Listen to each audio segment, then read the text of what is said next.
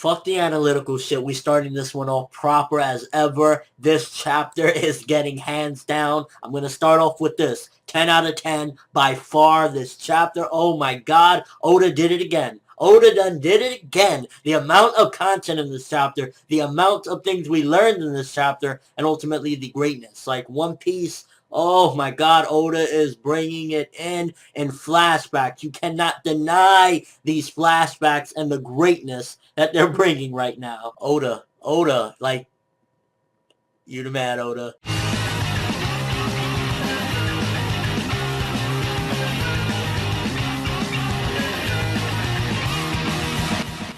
So for starters, regarding Doflamingo's past, can you blame him to a certain degree for feeling that way towards his father and for doing what he did? Obviously, it was extreme what he ultimately did to his dad, cutting off his head and bringing it to the Celestial Dragons to try and get back his position and everything. But what he went through, maybe it's not...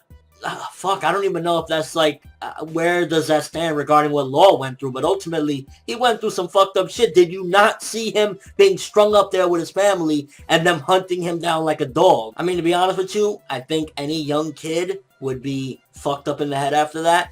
And in particular, this guy got so fucked up that he said, you know what?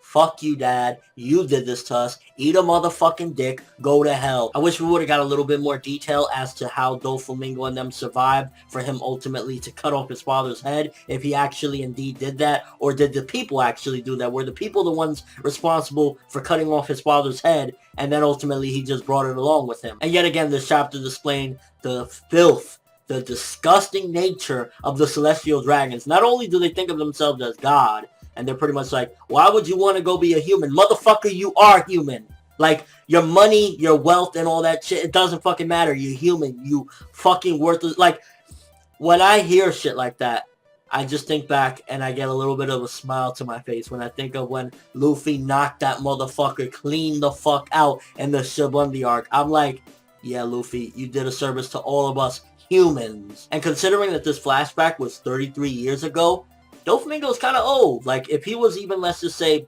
8 years old in that flashback or whatever, or 10. I don't remember if it was specified or not, but he's in his 40s at the very least as of right now, so he's definitely an older guy. I thought Doflamingo was maybe like early 30s, but he's in his early 40s at the very least. And I definitely would have liked a little bit more exposition as to what led his father and mother to leave. I mean, they kind of explained in a sense that they were always a little bit different. They never saw themselves as God, and they kind of had like this nice, genuine smile to them, so they kind of looked like they were good people. I would have liked a little bit of events leading up to that. I know people don't want the backstory of the backstory, but me personally, when I'm interested in something, especially the exposition we got in this chapter, I don't give a fuck. Give me the flashback of Doflamingo's grandfather. Let's see how that motherfucker was. And interestingly enough, Doflamingo's brother in the flashback, his name was Rocinante or something like that. And I actually looked up that name, and apparently that's the name of a horse in a novel called Don Quixote. So I don't know if that's any indication of his personality, but that's definitely the inspiration nonetheless for seemingly Doflamingo's brother, if that's actually even his brother. Because we don't know the extent of what Doflamingo did when he got his hands on the OPOP fruit, or what Law did for that matter, or who the hell fucking knows period about anything right now. I mean, Doflamingo's a nut job. For all you know, that's not even his real brother right now. Like, he killed his brother back then. And if you look back to that flashback, unfortunately, while yeah,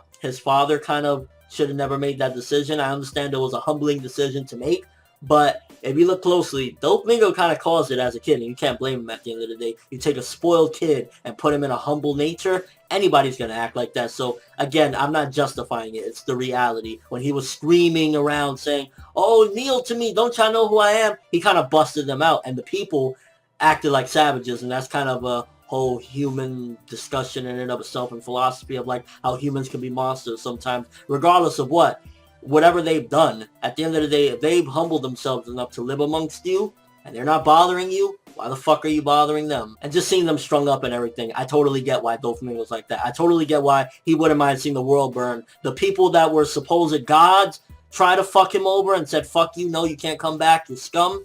And the people that he went to live with, the humans, try to fuck him over and try to kill his whole family, and were basically responsible for the death of his mother and his life going into ruin. And that's probably why he looks at Law and he can kind of resonate with Law and understand him a little bit more. He's like, yeah, you've been through hell. I've been through probably just the same amount of hell, if not worse. Now, for Corazon to have hid what Law did to him, you can definitely see that that shows his character. That clearly is an indication of he's a good person, ultimately, and maybe he does care for kids, and that's just a persona he puts up, stay away, or maybe it reminds him of the childhood that he lost. Who the fuck knows about the psyche of these characters at this point, especially somebody that we don't really know that much of, Corazon. So it could be that I like kids, and I protect them the most because these are the things that I lost in my life. Like, again, if that is Roquinante or whatever, and he's just going by Corazon now, that could explain a couple things. And finding out that Law was with the Don Quixote for 2 years, basically, as a member, fucking shit up, I was like, damn, getting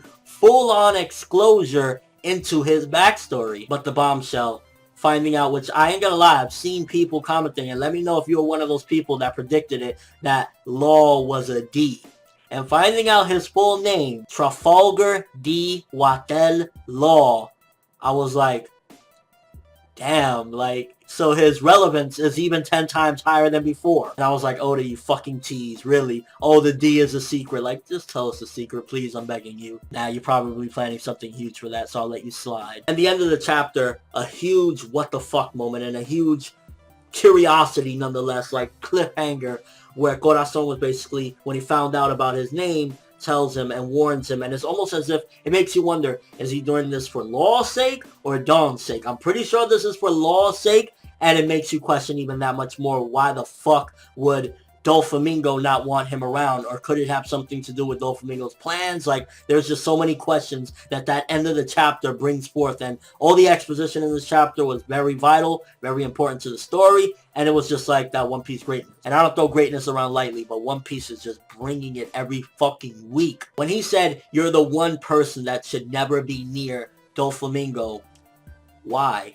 Is it because Doflamingo hates the D? Saying that sounded so bad. Does Doflamingo know the meaning of it? Is he trying to find the meaning of it? Does he want the body of somebody that bears the name D, and that's why, like, he's been looking for the OPOP fruit so he could go and live eternally in a body of D? Seriously, out of context, this video sounds gay as fuck. And why would he be warning him? The characterization we got of Corazon thus far is he's kind of trippy, and he puts up a front that he doesn't like kids, and he's like, you know, just a dick. But ultimately, he cares for kids, especially in particular Law. So, if anything, this is a warning, and this could mean big trouble for Law and what separates them. And considering we're already 2 years forward, there's only one more year of time, which would mean that Law is still going to probably be with them for another year. And within this year, we're going to see Corazon's death, and Doflamingo might find out. Maybe him finding out this information, Corazon, is going to be big trouble for Corazon, because if he don't tell Doflamingo and he tries to protect them, it's going to be huge. And it just makes you wonder,